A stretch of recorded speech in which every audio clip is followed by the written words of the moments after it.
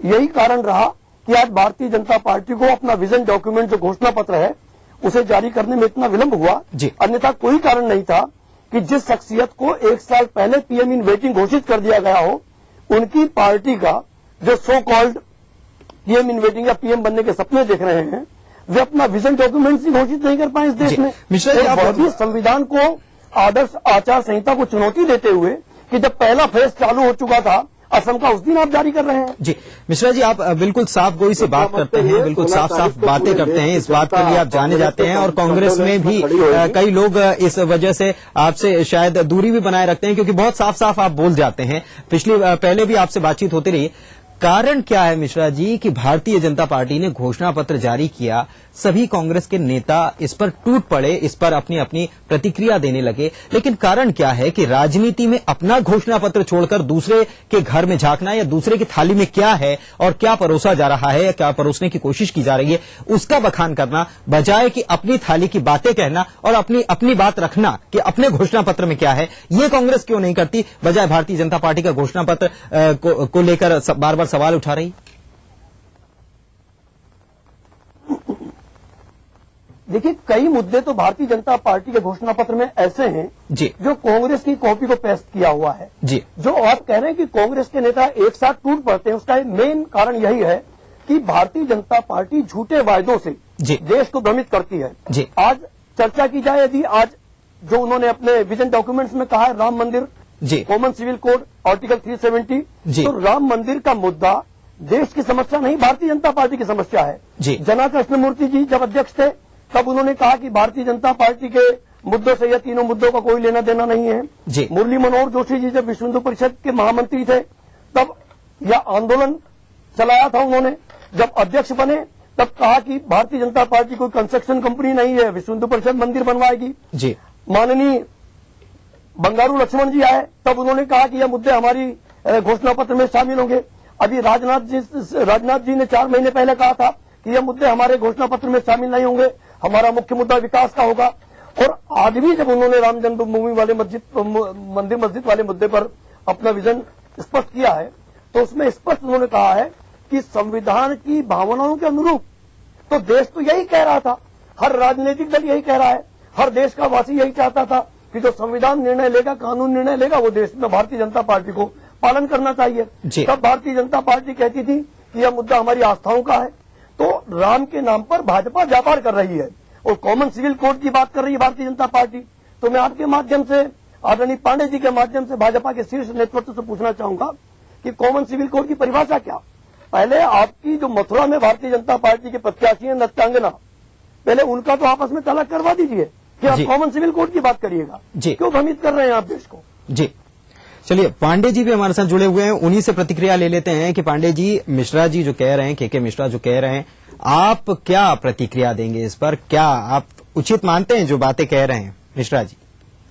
मेरी प्रतिक्रिया तो यही है साहब कि आदरणीय मिश्रा जी ने जो बातें कही संविधान की, तो पहले मैं ये बताना चाहूंगा कि देश की जनता भी अच्छे से जानती है कि कोई भी प्रधानमंत्री या कोई भी मंत्री बनता है तो संविधान की शपथ लेता है और शपथ लेने के बाद में कांग्रेस ने उस संविधान की धज्जियां उड़ाने का काम किया, भ्रष्टाचार चरम सीमा पे पहुंचाया, देश को बेचने का काम किया है। ये क्या ये संविधान की बात करेंगे? संविधान इनके, ये अगर कांग्रेस अगर कहीं कोई मुद्दे पे बात करती है तो आज की जनता, देश की जनता के सामने हंसी के नहीं, पांडे जी हम शायद मुद्दे से भटक रहे हैं। मुद्दा पांडे जी, मुद्दा जो है वो राम मंदिर का मुद्दा जो है मैनिफेस्टो में जो शामिल किया है उस पर हम चर्चा कर रहे हैं। इस मुद्दे पर आप अपनी प्रतिक्रिया दें।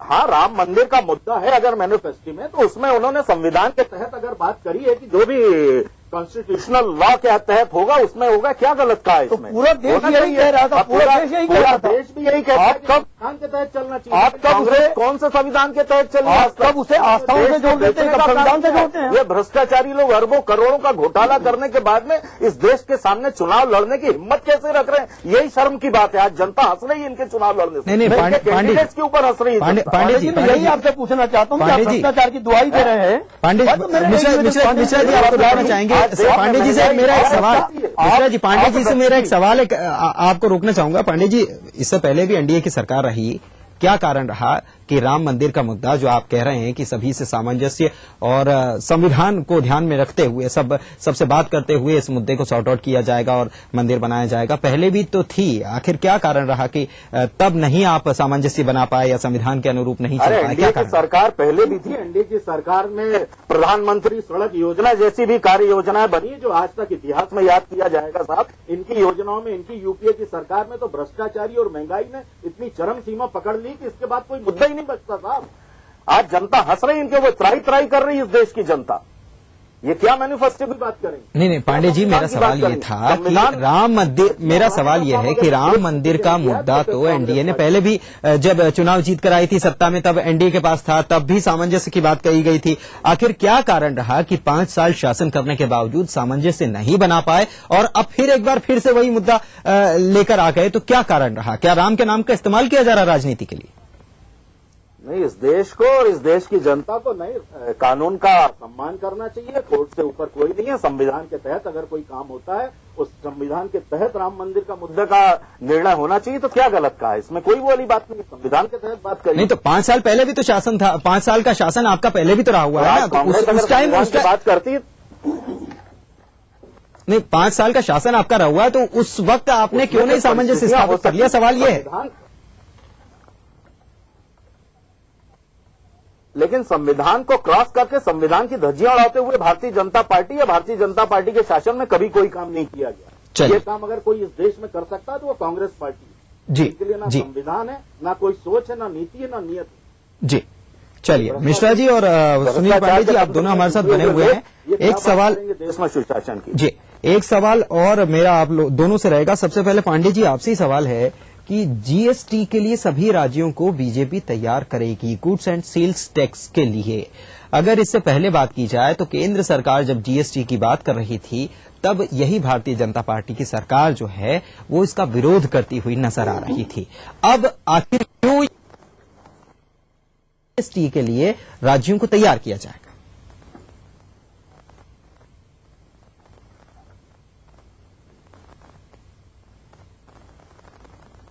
पांडे जी, आप मुझे सुन पा रहे हैं?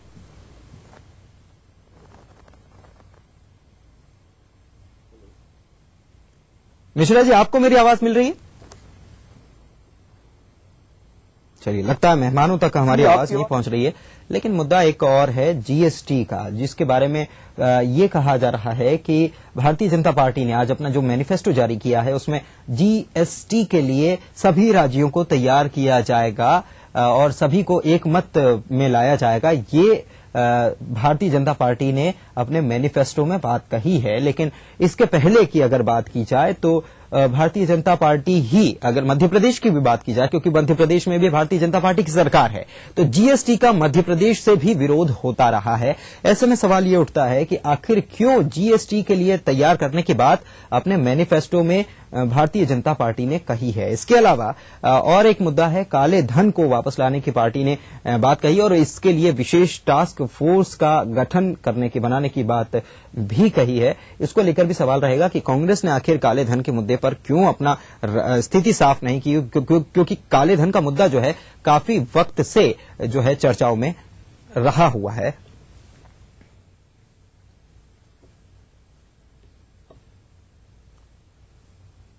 चलिए, तो दोनों मेहमान हमारे साथ एक बार फिर से जुड़ रहे हैं, उनसे बात कर लेते हैं। मिश्रा जी और सुनील पांडे जी, सबसे पहले पांडे जी से मेरी बात होगी। पांडे जी, जीएसटी का मुद्दा आखिर क्यों भाजपा ने अपने मैनिफेस्टो में जारी किया है और आखिर क्यों भाजपा ने कहा है कि सभी राज्यों से एक राय बनाने की कोशिश की जाएगी और बातचीत की जाएगी, जबकि भाजपा की जो सरकारें हैं, प्रदेश सरकारें, वो इसका विरोध करती रही हैं पहले? आखिर क्या कारण रहा?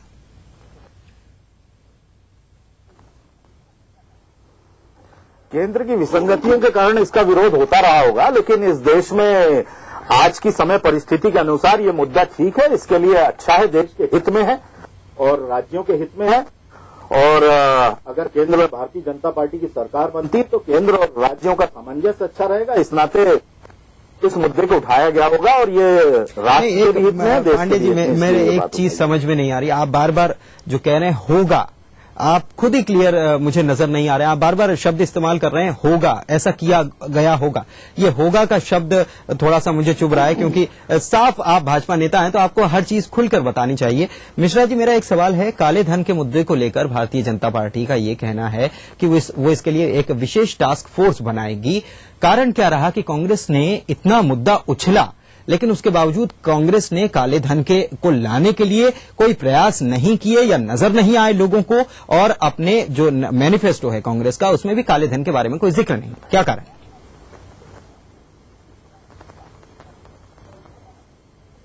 देखिए, जो पांडे जी स्पष्ट नहीं कर पाए, मैं अपनी बिंदु पर जो आप कह रहे हैं मैं उस पर आता हूं।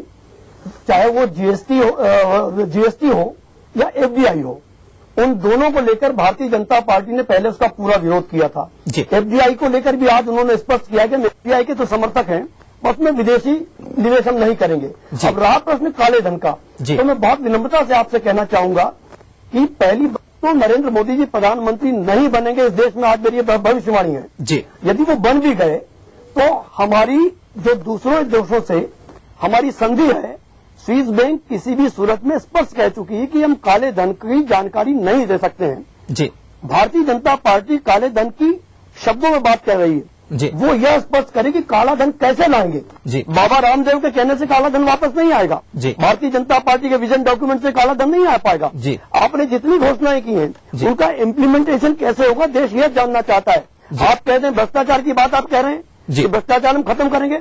आपकी पार्टी भ्रष्टाचार खत्म करेगी, जिसके राष्ट्रीय अध्यक्ष को 1 लाख रुपए की रिश्वत लेते हुए देश में देखा जी। जो येदुरप्पा से दोस्ती करती है, जो रामालू को टिकट देती है, जिसके 13 सांसद भारतीय संसद में प्रश्न पूछने के एवज में पैसा खाते हुए देश में देखा। मिश्रा जी, इस सबके इस सबके दूर करेंगे। इस सबके बावजूद एक सवाल ये भी उठता है कि ये सब कांग्रेसी इस बात को जानते हैं, उसके बावजूद कांग्रेसियों का मन बदल रहा है, बीजेपी ज्वाइन कर रहे हैं।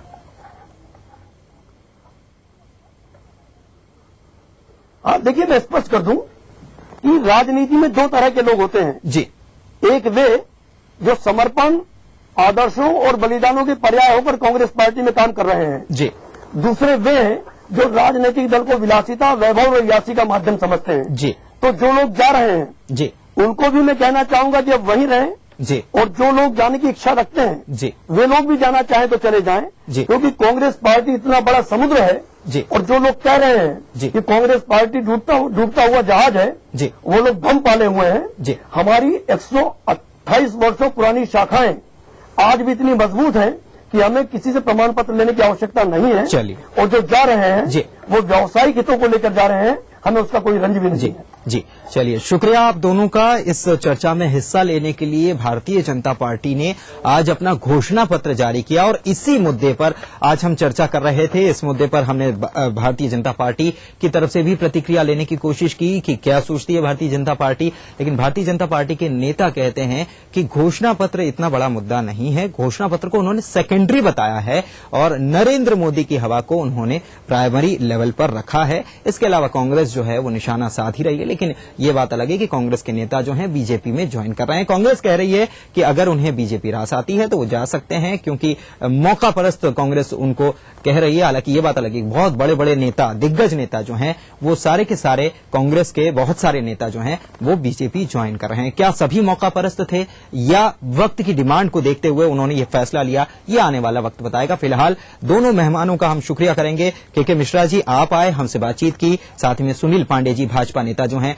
सुनील पांडे जी आप भी आए, हमसे बातचीत की, मुद्दे पर गहन मंथन किया हम लोगों ने। शुक्रिया आप दोनों का हमारे साथ इस चर्चा में हिस्सा लेने के लिए। तो लोकसभा चुनावों के मद्देनजर भाजपा ने जो आज घोषणा पत्र जारी किया है उसको लेकर आज हम बात कर रहे थे। बहुत सारे मुद्दे हैं और कुछ ही मुद्दों पर, हालांकि वक्त कम था इसलिए कुछ ही मुद्दों पर बात हो पाई, जैसे जीएसटी, कालाधन या फिर धारा 370 की बात हो। बहुत सारे ऐसे मुद्दे हैं जिनको लेकर कांग्रेस जो है वो निशाना साध रही है भारतीय जनता पार्टी पर।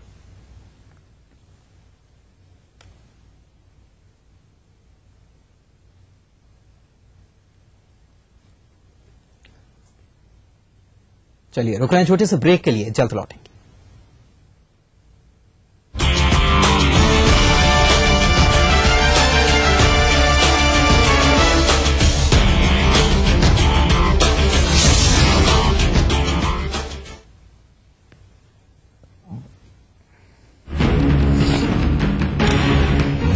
जो डालते हैं आप पर असर। आम आदमी की आवाज। 8 घंटे की कटौती की जा रही है। दिक्कत है लाने का पानी के हर खास पर नजर। कोई बेटा बेटी बिना पढ़े लिखे ना रहे। नक्सल प्रॉब्लम आज देश की सबसे बड़ी चुनौती है। सच की पूरी तहकीकात। Special report.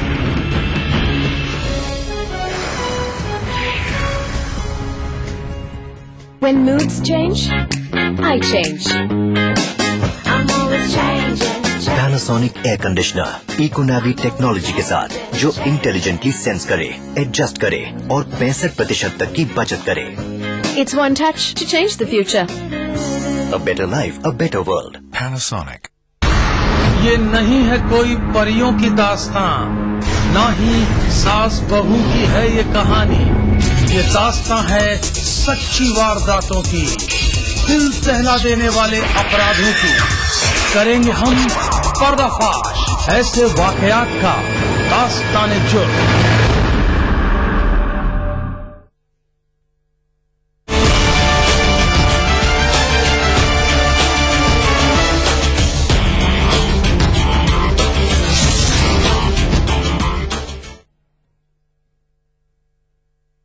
भोपाल से आ रही है। आपको बता दें, भाजपा नेताओं के विवाद में संघ ने दखल दिया है। विधायकों और जिलाध्यक्षों को संघ ने अब तलब किया है। संघ ये कहता रहा है कि वो भारतीय जनता पार्टी से कोई लेना देना नहीं है, लेकिन भाजपा नेताओं के विवाद में संघ ने अब दखल दिया है और विधायकों और जिलाध्यक्षों को अब संघ ने तलब किया है इस विवाद को निपटाने के लिए। भाजपा प्रत्याशी के पक्ष में मिलकर काम करने की सलाह इन लोगों को दी है।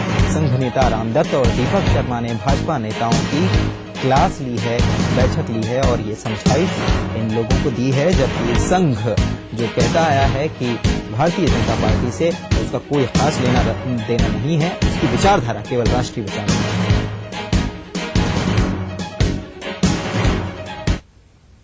इधर भारतीय जनता पार्टी ने आज अपना जो घोषणा पत्र जारी किया है, इस घोषणा पत्र में शिवराज सिंह चौहान की योजनाओं को भी जगह दी गई है। शिवराज सरकार की कई योजना जो हैं वो घोषणा पत्र में शामिल की गई हैं। मसलन लाडली लक्ष्मी योजना, खेती को फायदे का धंधा बनाने समेत कौशल विकास की योजना, रोजगार जैसी कई योजनाओं का समावेश इसमें किया है। और प्रदेश भाजपा का कहना है कि मध्य प्रदेश के लिए ये काफी गर्व की बात है।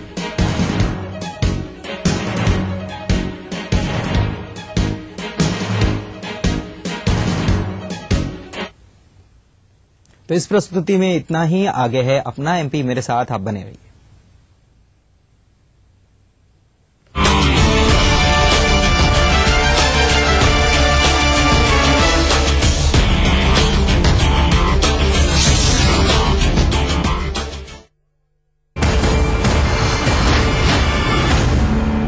ये खतरा अब लोकसभा चुनाव में नहीं है कि कांग्रेस का वोट इतना घट जाए और आपको उसका वोट, कांग्रेस का वोट आपको मिले और उसके कारण सारी इक्वेशन, सारा समीकरण गड़बड़। इसकी कितनी संभावना है? कोई भी व्यक्ति को लगता नहीं कि इस देश में आम आदमी पार्टी की सरकार आएगी केंद्र में। ऐसा किसी को नहीं लगता, आपको भी नहीं लगता होगा।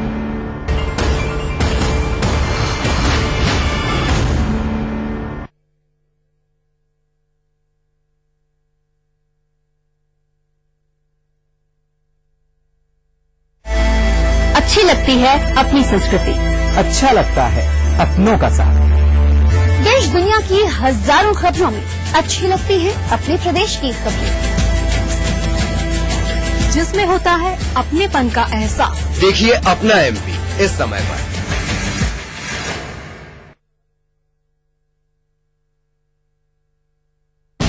जब उम्मीद के आसमान पर मंडराते हैं बादल और खौफनाक हो जाते हैं अंधेरे, जब मुद्दों पर हावी हो जाती है मशीनरी और शोर में खो जाता है हक का सवाल, जब सड़क पर उतरना हो जाए समाज की मजबूरी और जिम्मेदार बना ले जनता से दूरी, तब जरूरी होता है अंधेरे से निपटने का हौसला जगाना, मशीनरी से हक पाने के लिए मशक्कत करना, सत्ता के शीर्ष को आईना दिखाना, उम्मीद को उड़ान देना।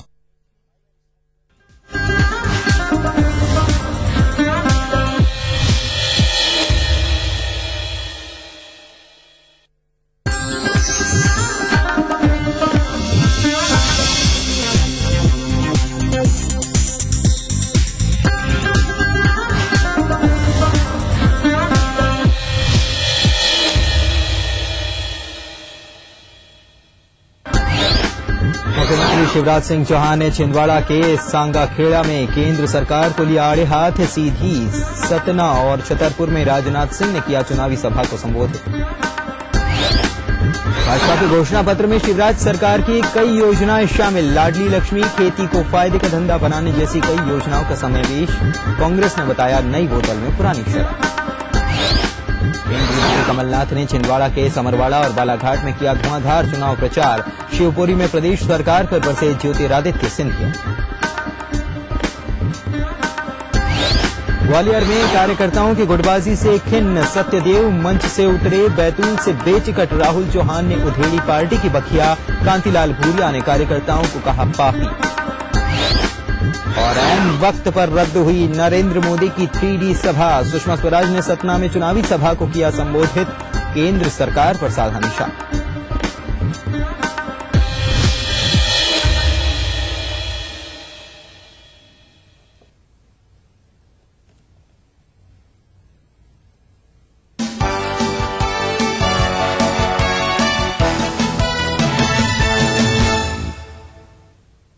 अपना एमपी में आपका स्वागत है। आपके साथ मैं हूं पुनीत मिश्रा। सबसे पहले बात करते हैं एक बड़ी खबर की और विवादित बयान की, जो कि दिया है फग्गन सिंह कुलस्ते ने। फग्गन सिंह कुलस्ते ने जबलपुर में ये विवादित बयान दिया है और कहा है कि आदिवासियों को 2 बीवियां रखने का अधिकार है।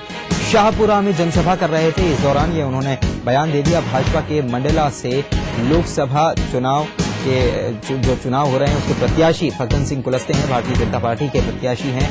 और ये बयान उन्होंने, बड़ा विवादित बयान उन्होंने दे डाला है और ये उन्होंने शाहपुरा में बयान दिया है। कहा है कि आदिवासियों को 2 बीवियां रखने की बात उन्होंने कही है। ये बड़ा विवादित बयान है और निश्चित रूप से आदिवासियों को 2 बीवियां रखने का अधिकार, ये बात जो उन्होंने फग्गन सिंह कुलस्ते ने कही है, निश्चित रूप से आगे इस पर कांग्रेस के द्वारा तो निश्चित रूप से इस पर सवाल उठाए जाएंगे, निशाना साधा जाएगा। हो सकता है कि शिकायत भी कर दी जाए इस बयान को लेकर फग्गन सिंह कुलस्ते की निर्वाचन आयोग।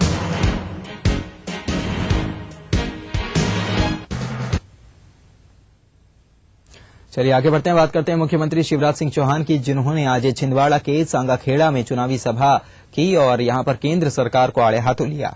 सीएम शिवराज सिंह चौहान ने कहा कि केंद्र सरकार ने 100 दिन में महंगाई कम करने का वादा देश की जनता से किया था, लेकिन कांग्रेस ने देश को महंगाई का तोहफा दे दिया। सीएम शिवराज सिंह चौहान ने कमलनाथ पर भी निशाना साधते हुए कहा कि कमलनाथ छिंदवाड़ा में 34 साल से राज कर रहे हैं। भगवान राम का वनवास भी 14 सालों में खत्म हो गया था, इसीलिए छिंदवाड़ा सीट पर कमल का फूल खिलाना जरूरी है। शिवराज सिंह चौहान ने भाजपा प्रत्याशी चंद्रभान सिंह के पक्ष में मतदान करने की अपील यहां के लोगों से। चंद्रभान चौधरी जी, कांग्रेस हमारा भला नहीं कर पाई कभी। और मार कहते तो 100 दिन में महंगाई कम कर देंगे, 100 दिन में महंगाई कम कर देंगे। 5 साल पूरे हो गए, महंगाई कम हुई क्या मेरे बहनों और भाइयों? झूठे वादे कर गए महंगाई कम कर देंगे, मार डाला महंगाई ने।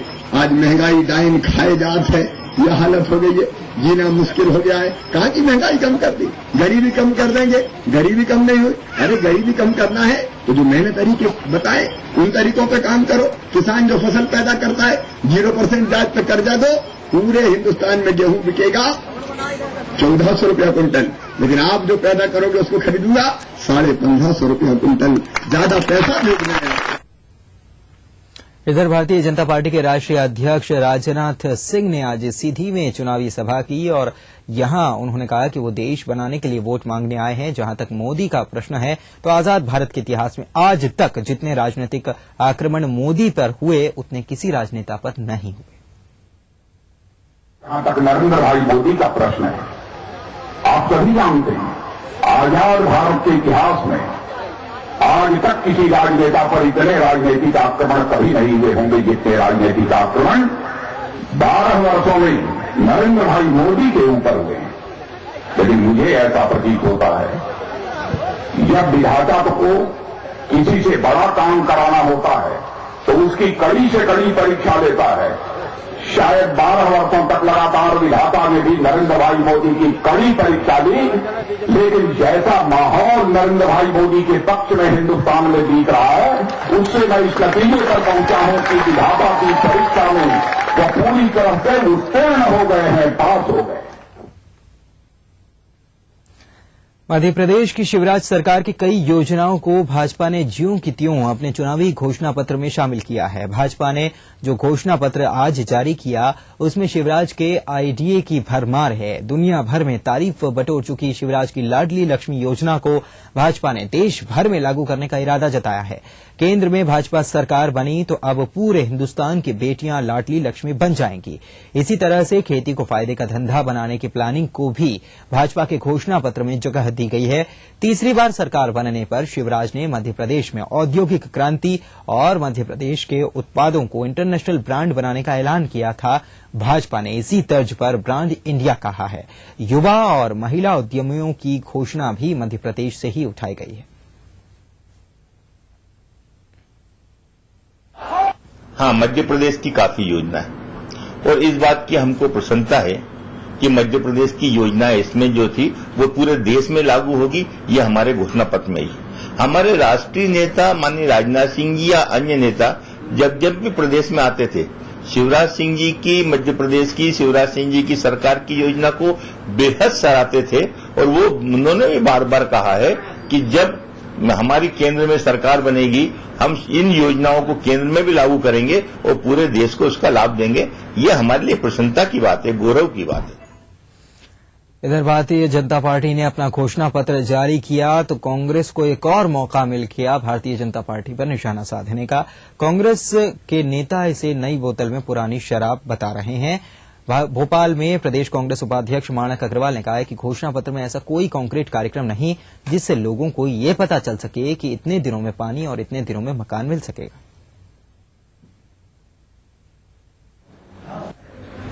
देखिए, घोषणा पत्र जो बीजेपी का आया पुरानी बोतल में नई शराब उन्होंने भर दी है और जिस तरीके से राम के मुद्दे को, राम मंदिर के मुद्दे को लेकर वो हमेशा आते हैं। जब उनकी सरकार थी एनडीए की उस समय राम मंदिर नहीं बनाया, लेकिन भगवान राम के नाम से चंदा जरूर इकट्ठा कर लेते हैं। धार्मिक भावनाएं फैलाकर देश में सांप्रदायिक तनाव बढ़ाने की कोशिश बीजेपी करती है और आंकड़ों के खेल खेलती है। इसके अलावा उस घोषणा पत्र में कुछ नजर नहीं आता। कोई कॉन्क्रीट प्रोग्राम नहीं है कि हम इतने दिनों में सबको मकान उपलब्ध करवाएंगे, इतने दिनों में सबको पानी उपलब्ध करवाएंगे। कोई कॉन्क्रीट प्रोग्राम उसके अंदर उन्होंने नहीं दिया है। रुक रहे हैं छोटे से ब्रेक के लिए। ब्रेक के बाद देखेंगे कुछ और खबरें।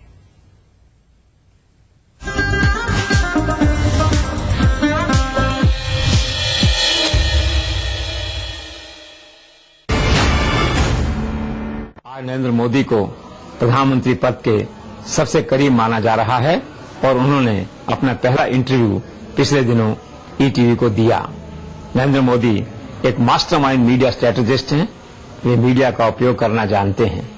वे शायद ये जानते हैं कि केवल 0.2% लोग अंग्रेजी न्यूज चैनल्स देखते हैं और शेष 99.8% लोग भारतीय भाषाओं के और क्षेत्रीय भाषाओं के न्यूज चैनल्स देखते हैं और शायद इसीलिए नरेंद्र मोदी ने ईटीवी के 35 करोड़ दर्शकों को अपना पहला इंटरव्यू यहां दिया।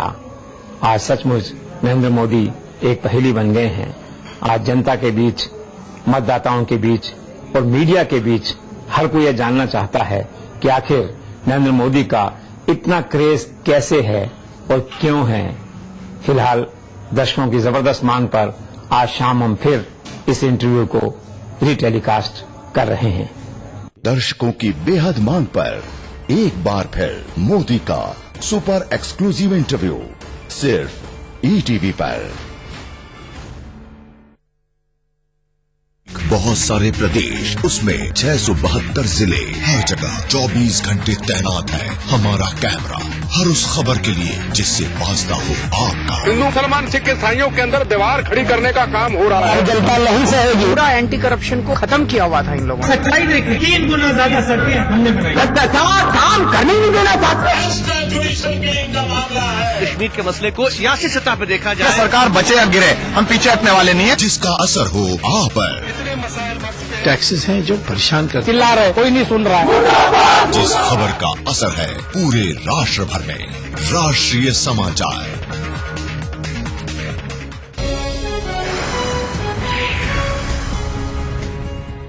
The mind is free, green beneath my feet.